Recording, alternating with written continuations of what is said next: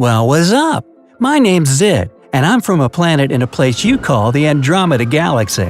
I'm in high school, and I have this assignment to find out what will happen to your solar system's perfect harmony if it loses a planet. So, I poof one of yours away with this ray blaster and track any changes. Don't worry, I'll put them back. Sort of. So, let's give it a shot. I'll start with the planet closest to the Sun. Mercury, right? Oh, it's so small I nearly missed it. Here we go. Okay, with Mercury gone, how's Earth looking? No changes in the solar system. I saw that coming. It's all about gravity. Every object that has some mass attracts other objects because of its gravitational force. The larger the mass, the greater the force it has. Mercury is the smallest planet in the solar system, so it's not too massive in space terms. The second most important factor is the distance between the objects. At 50 million miles away, Mercury is no doubt far from Earth, so the gravitational force between the two of them isn't that strong. Okay, let's put Mercury back and move on to Venus. It's the hottest planet in your solar system. One day here is almost 117 Earth days. I'll try the blue button this time. Oh, did you see that? It just froze and broke into pieces. And again, nothing really changed that much. Well, except you, Earthling, just lost the second brightest object to light up the night sky. Second to the moon, of course. I suppose that's why they call Venus the evening star. Looks like it got way darker after sunset than it used to be. Alright, I'll reassemble Venus now and head to your home planet. Earth, the one floating rock in the system that's in that precious habitable zone, the perfect distance from your star to sustain life. Hey, I was just kidding. I'm obviously not going to poof Earth away. So let's head to the red planet, Mars. I know humans are planning to send a mission there. Would you personally want to go?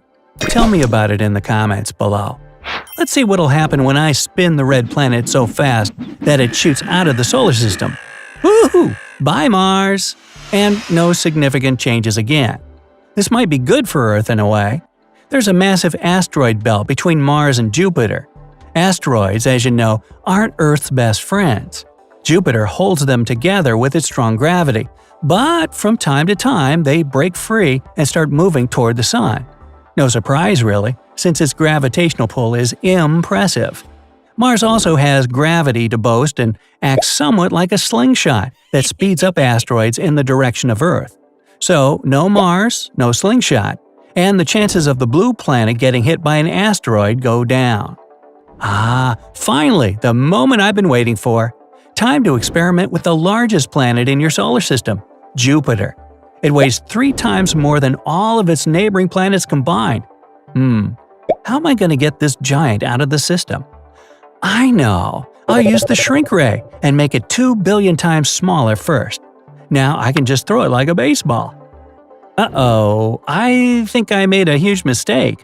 With its massive gravitational force, Jupiter has protected Earth from asteroids and other space debris for the past 4.5 billion years.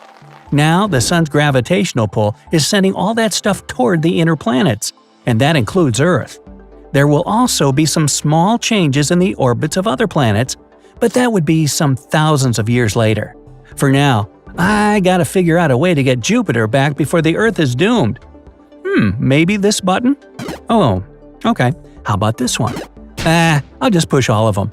Woohoo! Brace for impact! Woo! Whatever it was, it worked. The giant is now resting peacefully back in its place, and Earth is saved. Sorry about that, must have given you a real scare. I'll try to be more careful with the rest of the gas giants. It's time for Saturn. You can't mistake it for any other planets, thanks to those gorgeous rings. Scientists say they'll disappear one day as Saturn's immense gravity pulls them down in an icy rain. But that won't be for 300 million years from now, so no worries. I guess I'll have to push the red button for this one. Bam! And it's gone. Such a massive planet, the second largest in the solar system, can't be gone with no consequences. Look at Jupiter and Uranus. Their orbits have slightly shifted. Other than that, I don't see any changes to the other planets. Saturn is just too far to influence them. That's good. Wouldn't want another close call like what happened when I took Jupiter away.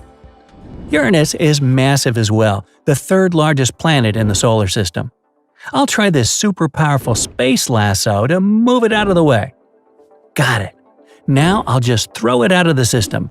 And, nothing so far. Looks like it's the same story as it was with Saturn.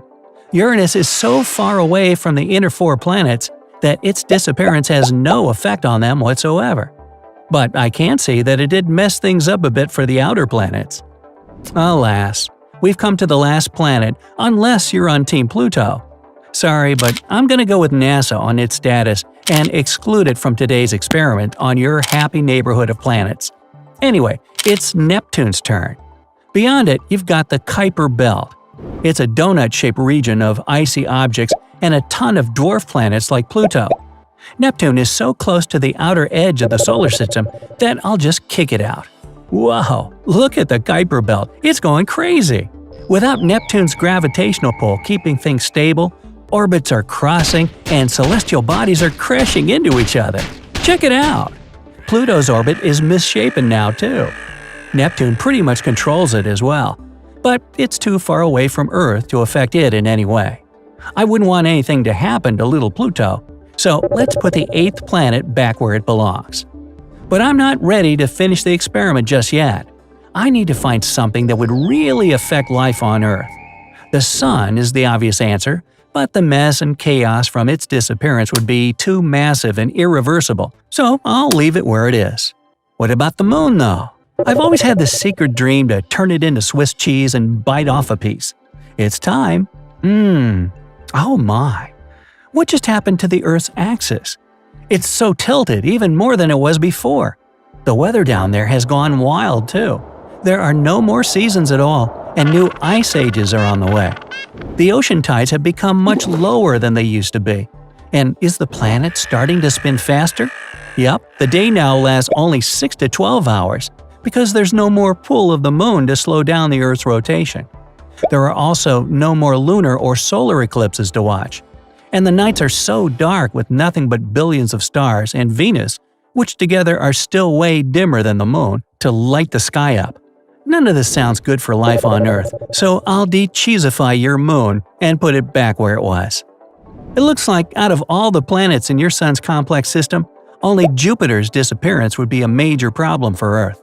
So, I guess it's true what they say. The solar system really is a delicate and harmonious balance. So, bye-bye! Hey, if you learned something new today, then give the video a like and share it with a friend.